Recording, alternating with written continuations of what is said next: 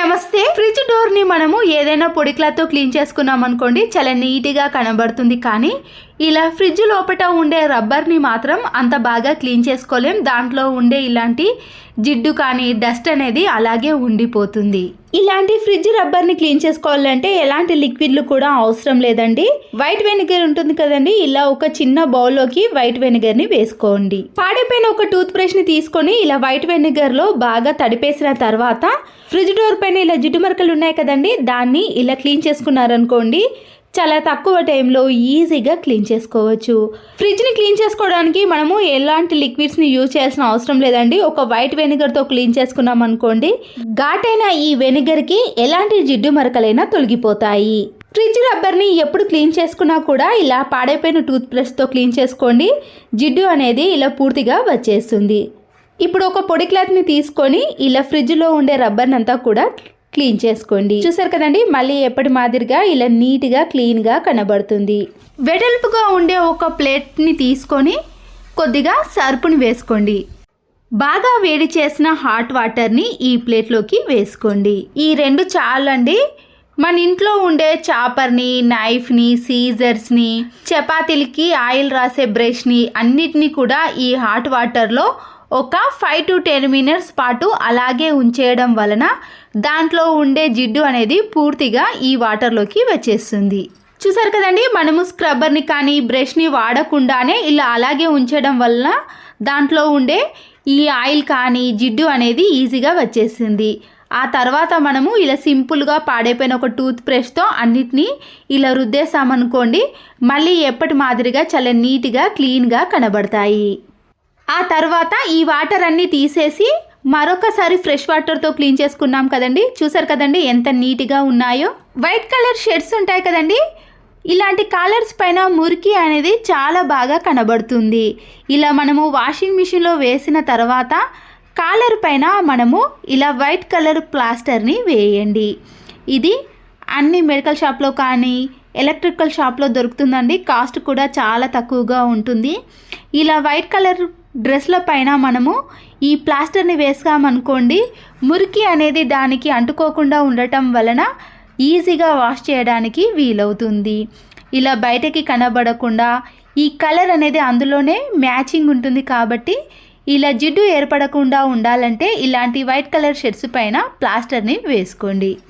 ఇంట్లో ఇలా wash basin అనేది చాలా జిడ్డు పట్టినప్పుడు మనము ₹1 కూడా ఖర్చు పెట్టకుండా వేస్ట్గా ఎక్స్పైర్ అయిపోయిన టమాటో కెచప్స్ ఉంటాయి కదండి, ఆ కెచప్నంతా కూడా ఇలా వాష్ బేసిన్ పైన కానీ అలాగే ట్యాప్స్ పైన రుద్దేసేయండి.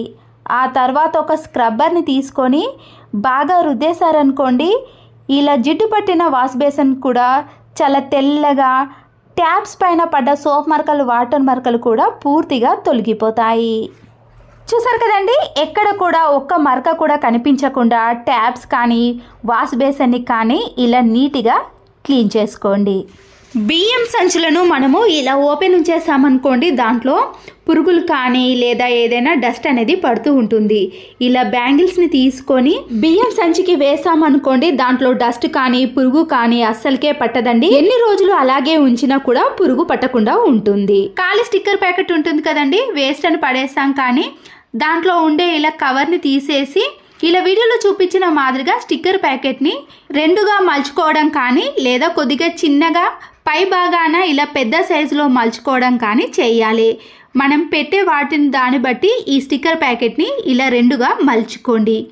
ఆ తర్వాత ఇలా సైడ్లో ఓపెన్ ఉంటుంది కాబట్టి మనము పిన్ పంచుతో ఒక 2 పిన్స్ వేసామనుకోండి, దాంట్లో నుంచి బయటికి రాకుండా ఉంటాయి. చూసారు కదండి, ఇలా ఖాళీ స్టిక్కర్ ప్యాకెట్లో మనము ఏవైనా పెట్టుకోవడానికి అనుకూలంగా ఉంటాయి. దీంట్లో మనము డెబిట్ కార్డులు కానీ క్రెడిట్ కార్డులు, ఫొటోస్, చిన్న చిన్న కార్డ్స్ ఉంటాయి కదండి, అవన్నీ కూడా ఇలా పెట్టేసుకొని మనము హ్యాండ్ బ్యాగ్లో కూడా పెట్టుకోవచ్చు. కాలేజీకి వెళ్ళే వాళ్ళు కానీ డ్యూటీకి చేసేవాళ్ళు కాయిన్స్ కానీ డబ్బులు ఉంటాయి కదండి, వాటిని ఈజీగా తీయడానికి పెట్టడానికి కూడా ఇది చాలా వీలుగా ఉంటుంది. అలాగే వెనుక సైడ్ కూడా ఓపెన్ ఉంటుంది కాబట్టి ఏదైనా పెట్టేసుకోవచ్చు. పైన ఓపెన్ ఉంది కాబట్టి ఇలా కింద పడతాయని అనుకుంటాం, కానీ అస్సలకే పడేయండి. మనము ఏది పెట్టినా కూడా అందులోనే ఉంటాయి. ఇలా ఎక్స్పైర్ అయిపోయిన 2 ట్యాబ్లెట్లను తీసుకొని మెత్తగా స్మాష్ చేసుకోవాలి. టాబ్లెట్స్లను ఇలా పొడిగా చేసుకున్న తర్వాత ఏదైనా ఒక చిన్న బౌల్లోకి వేసేసుకోండి. టాబ్లెట్లని పొడి చేసే దానికంటే ముందే మనము ఇలా స్టవ్ పైన కొన్ని వాటర్ని వేసుకొని వేడి చేసుకోవాలి.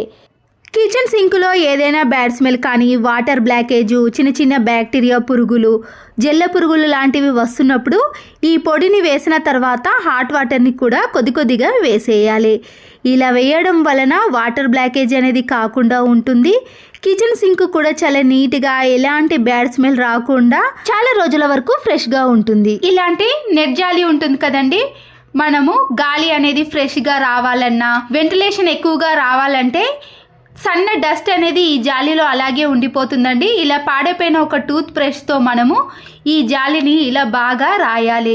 ఇలా రాయటం వలన ఈ చిన్న చిన్న రంధ్రాలలో ఉండే డస్ట్ అనేది బయటికి వెళ్ళిపోతుంది. అప్పుడు మనకి వెంటిలేషన్ కానీ గాలి అనేది ఈ జాలి హోల్స్ల నుండి ఇంట్లోకి ఈజీగా వస్తుంది. చూసారు కదండి, ఇప్పుడు జాలి డోర్ అనేది నీట్గా కొత్త దానిలా కనబడుతుంది. ఉన్న ఒక వాటర్ బాటిల్ని తీసుకొని నైఫ్ని వేడి చేసి ఇలా క్యాప్ కింది బాగానే కట్ చేసుకోండి. ఎక్స్ట్రా ఉన్నది కూడా కట్ చేసుకొని ఇలా కొద్దిగా వేడి చూపించారనుకోండి, షార్ప్ అనేది తగ్గిపోతుంది. తర్వాత దానికి సైడ్లో మరొక క్యాప్ని కూడా ఇలా ఫిక్స్ చేయండి. దీంట్లో మనము ఎక్కడికైనా బయటకి వెళ్ళినప్పుడు ఈజీగా వేసుకోవడానికి పౌడర్ని కానీ, కుంకుమని కానీ, ఏదైనా ఫేస్ క్రీమ్ని కానీ ఈజీగా వేసుకోవచ్చు. డైరెక్ట్గా పౌడర్ బాక్స్ను ఇలా హ్యాండ్ బ్యాగ్లో పెట్టుకునే బదులు మనము ఇలా చిన్న చిన్న బాక్స్లో మనము పౌడర్ని కానీ, ఫేస్ క్రీమ్ని, కుంకుమను ఏదైనా వేసుకొని హ్యాండ్ బ్యాగ్లో వేసుకున్నాం అనుకోండి, స్పేస్ కూడా చాలా తక్కువ తీసుకుంటుంది. ఎప్పుడు కావాలంటే అప్పుడు ఈజీగా తీసుకొని వాడుకోవచ్చు. డ్రెస్లు వేసుకునేటప్పుడు ఇలా ప్యాంట్ యొక్క నాడలు అనేవి లోపలికి వెళ్ళినప్పుడు మనము తీయాలంటే చాలా ఇబ్బంది పడతాం కదండి. అంతేకాకుండా శారీస్ కట్టుకున్నప్పుడు పెట్టికోట్ నాడలు కూడా ఇలా లోపలికి వెళ్ళినప్పుడు చిన్న సీజర్ని తీసుకొని ఇలా వీడియోలో చూపించిన మాదిరిగా ఇలా డ్రెస్ని ఒకదానికొకటి దగ్గరగా అనుకుంటూ ఎక్కడైతే నాడ ఉందో ఆ లోపటి వరకు ఇలా సీజర్ని కొద్దిగా ఓపెన్ చేసి నాడను గట్టిగా పట్టేసుకొని ఇలా బయటకి లాగేసామనుకోండి, ఎంత లోపలికి ఉన్న నాడ అయినా సరేనండి చాలా ఈజీగా వచ్చేస్తుంది. వాషింగ్ మిషన్లో వేసేటప్పుడు ఇలా నాడలను రెండుగా ముడివేసామనుకోండి, ఈ నాడ అనేది పాయింట్ లోపలికి వెళ్లకుండా ఉంటుంది. మన ఇంట్లో ఉండే ఎలాంటి దువ్వెనైనా పర్వాలేదండి. చూసారు కదండి, గ్యాప్ ఎక్కువగా ఉన్నా పర్వాలేదు, ఇలా పండ్ల మధ్యలో గ్యాప్ తక్కువగా ఉన్నా సరేనండి. నేను ఇక్కడ 2 దువ్వెనలు మీకు ఎలా అయినా యూజ్ చేసుకోవచ్చు అని చూపిస్తున్నాను. ఇక్కడ దువ్వెన మధ్యలో ఇలా మనము సెంటర్లో ఒక మేకును పెట్టేసుకొని గోడకు ఎప్పుడైనా హోల్స్ చేసుకోవాలంటే డైరెక్ట్గా మనము చేత్తో పట్టుకొని హోల్ చేస్తాం. కానీ ఎప్పుడైనా బై మిస్ మన చేతికి తగిలిందనుకో చాలా నొప్పి పెడుతుందండి. ఇలా మనము చాలా వరకు చేతికి గ్యాప్ ఉండే విధంగా ఇలా గోడకు మేకును చేయాలంటే ఇలా దువ్వెన సహాయంతో ఈజీగా హోల్ చేసుకోవచ్చు. ఇలా దువ్వెన సహాయంతో హోల్ చేసుకున్నాం అనుకోండి, మనము చేత్తో పట్టుకునేటప్పుడు మేకు అనేది జారిపోకుండా ఇలా తక్కువ టైంలో ఈజీగా మేకును కొట్టేసేయచ్చు. ఈ వీడియో నచ్చితే లైక్ చేసి మీ ఫ్రెండ్స్కి, రిలేటివ్స్కి షేర్ చేయండి. మరో వీడియోతో మళ్ళీ కలుద్దాం. Thanks for watching.